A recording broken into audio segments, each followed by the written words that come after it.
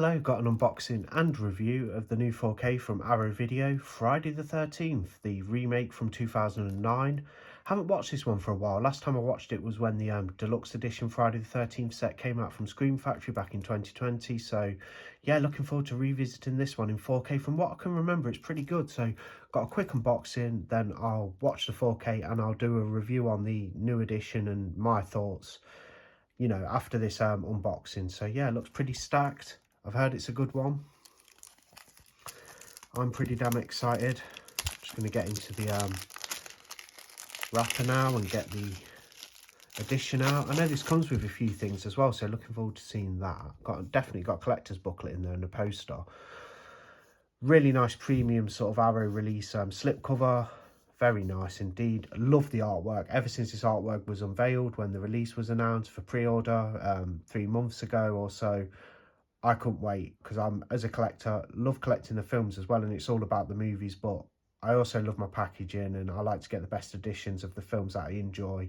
And Friday the 13th remake I did enjoy, and yeah, just as soon as I saw the artwork, it was an instant pre-order for me, and it looks so good. I mean, you got a bit of the sort of sackhead style of Jason there, and the hockey mask, and just the font looks excellent at the bottom.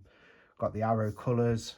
There's a look at the side of the slip, little icon there with the artwork, and of course all the information on the back. And they're also referencing the TCM remake from 2003, because this is the era of remakes, you know, in the sort of mid to late 2000s. A lot of remakes coming out. This one, TCM, The Hitcher, Hills Have Eyes, you know, Sorority Row, Prom Night. There was just tons of remakes during this period, and this is one of the better ones. So you get 4K Ultra HD of the 2 cuts of the film, theatrical cut 97 minutes and extended killer cut 105 minutes, and the rest of the information's there. Disc 1 is the theatrical cut and disc 2 is the killer cut. So I think I watched the killer cut. I've seen both of them. But yeah, I definitely go for the killer cut. A bit more, you know, it's extended and stuff. So there's the slip cover. Let's actually have a look at the edition. Let's see what's inside. So quick look at the slip. Nice and durable. You've got your Warner Brothers logo there. Obviously Arrow acquiring some Warner Brothers titles now to put out on their line. Yep, looks great. Black emery case. Let's get inside and have a look. So got your 2 discs on a swing tray. Just twizzle that around with the lovely artwork. Picture of Jason Voorhees, theatrical cut and the killer cut. Here's the goodies you get. Can't wait to have a look at these in person. So there you have it. Same information on the back of the Amray case as on the slip cover regarding the movie. You get a postcard. Greetings from Crystal Lake. Really fun. You know, it's making the place look like it's rather pleasant and somewhere you'd want to visit. Except no, there's a lot of killing and murdering going on there, so try and avoid. But great to watch. These things take place at Crystal Lake. Big fan of the Friday the 13th franchise. Got a video on the channel actually talking about, you know, some of the items in my collection and stuff like that, and why I like the franchise so much from last Friday, when it was Friday the 13th. So yeah, just a blank postcard on the back. I'd never write on that. I'd keep it as a novelty. An Arrow advertisement. Matalo, so some sort of western, spaghetti western thing, or yeah, and information about their streaming service. You get this nice looking poster, which is going to have the lovely artwork on. Is it double-sided? Apparently so. Yeah, it's got the original sort of theatrical artwork on as well. I just have to be a little bit careful here because I'm showing the poster off and it's quite a good size, so I don't want to knock these figures over, so I will try my best and see what I can do. So that's what you have on the... Just move the camera a little bit. That's the new artwork. Really nice. Try not to damage that. And I've knocked Jason over, but I can sort that.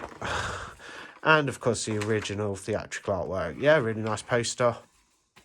Yeah, pretty nice. Nice sort of glossy finish on that, slightly. Put Jason back. And of course we have the booklet now, which hopefully will have some great information in.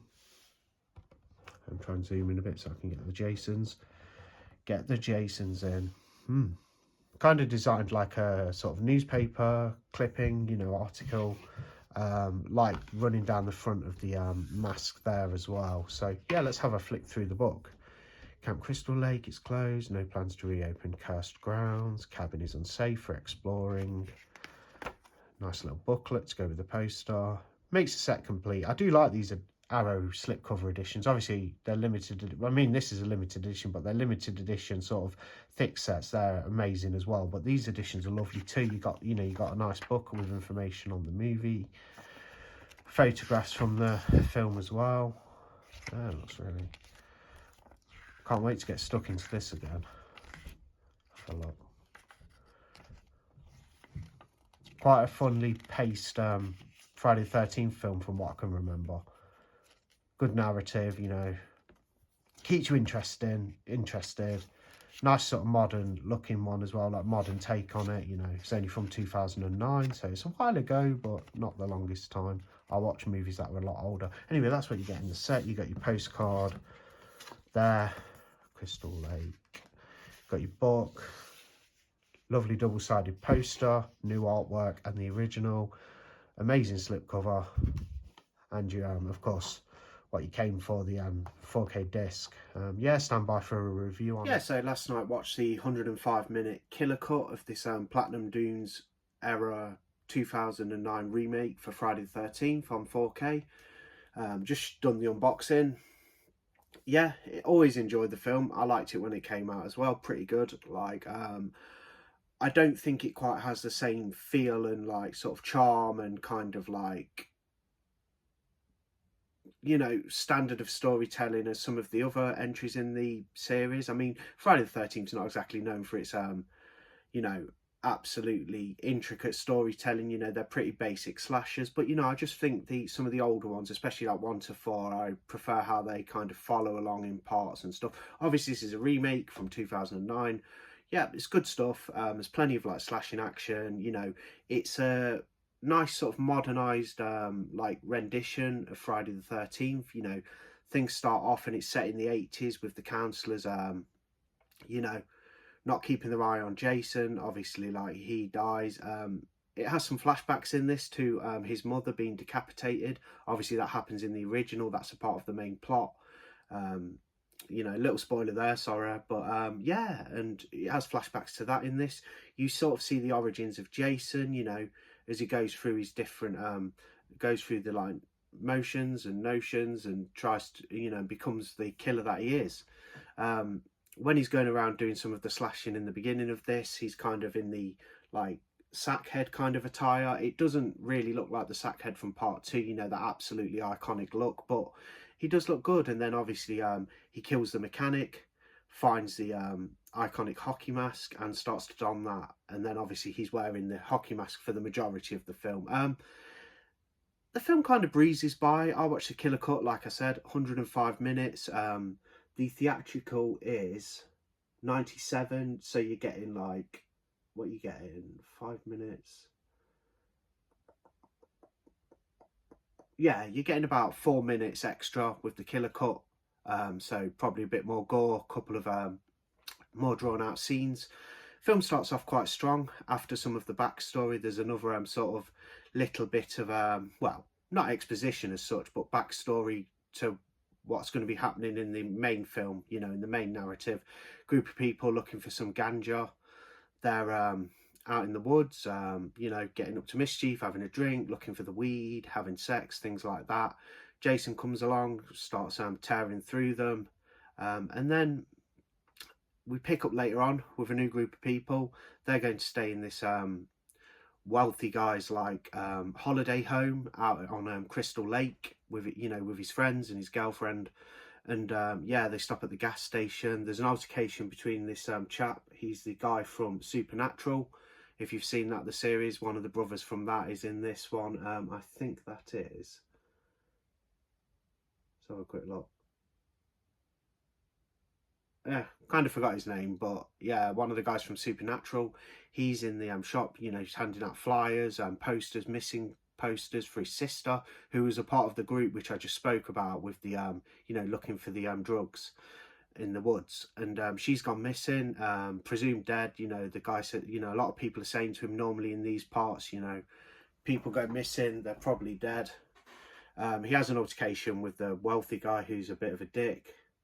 You know, Jared Padalecki is the name of the actor from Supernatural. So he's one of the main characters looking for his sister. This group, the other group, go to the you know, to the home on Crystal Lake, the holiday home, and yeah, they're just having fun. They're going to smoke a bunch and drink, and Jason's on the prowl. You know, you got Jared Padalecki's character going around searching for his sister. He ended up sticking a flyer as a joke on the back of the wealthy guy's car, you know, his big wagon, to sort of like tease him and wind him up. He's not too happy about that. They kind of, there's a lot of tension between them in the film, you know, when the guy who's looking for his sister comes along. Plenty of tension between him and the wealthy guy, who obviously his girlfriend's not very happy with the way he treats people, and he's not very happy with the way he's treated this chap, Clay. He's called Clay in the film, who's looking for his sister. So Jason's picking people off. Jenna, who is the wealthy guy's girlfriend, goes with Clay on a mission, sort of searching for clues and having a look, see if they can, you know, come to any conclusions as whereabouts his sister may be.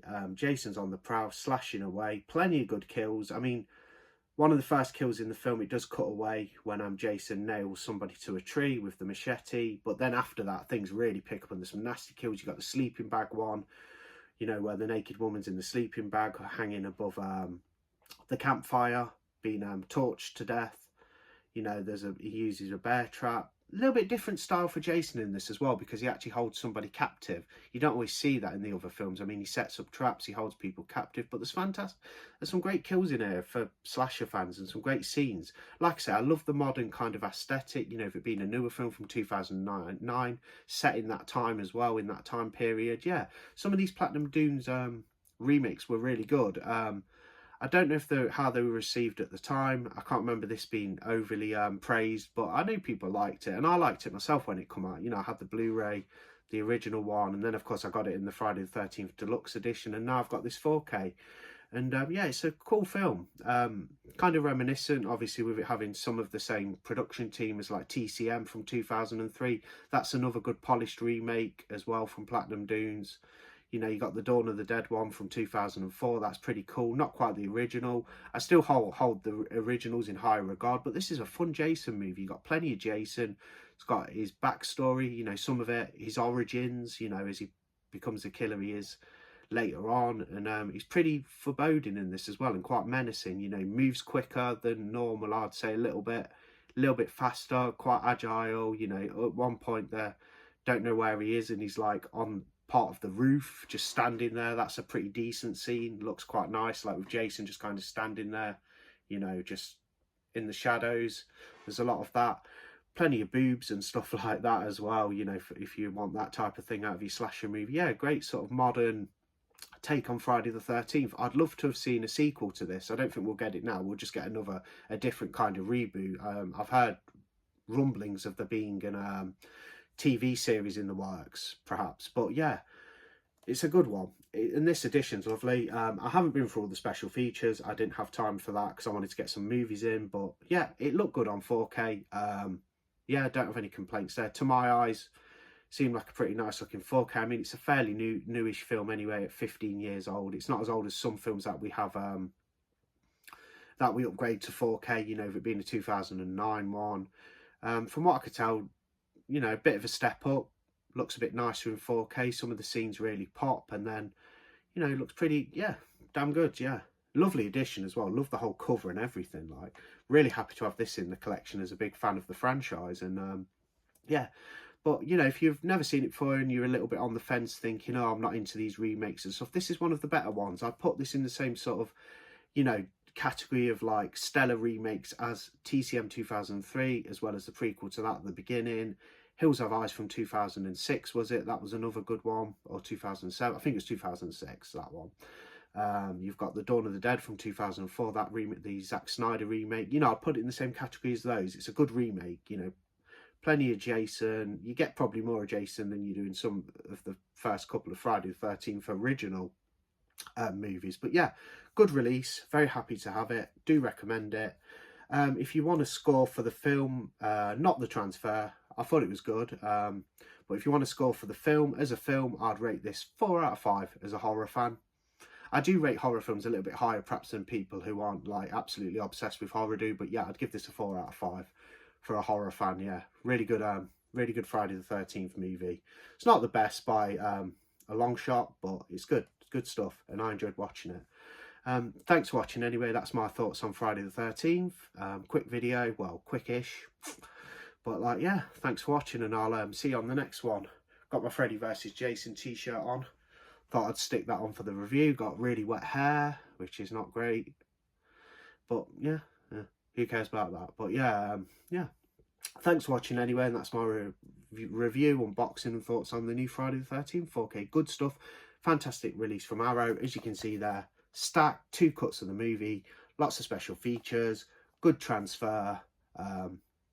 4K probably won't blow you away if you've watched a good Blu-ray of it. I mean, the transfer didn't exactly blow me away, but I didn't expect it to, because it's not an older film that's been upgraded and had a new scan. Well, it's had a new scan, obviously, but it's not an older film that's had a new scan and been restored.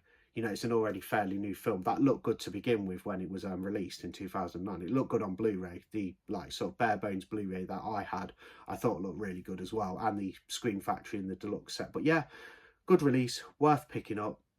Pretty damn good movie. I think it's pretty great for what it is. It's not exactly reinventing the wheel, you know, it's typical horror tropes and slasher tropes, but it's got that nice, like, you know, sprinkle of Friday the 13th magic in there with Jason Voorhees, who's just one of the best slasher villains ever. So thanks for watching. I'll see you on the next one, and goodbye.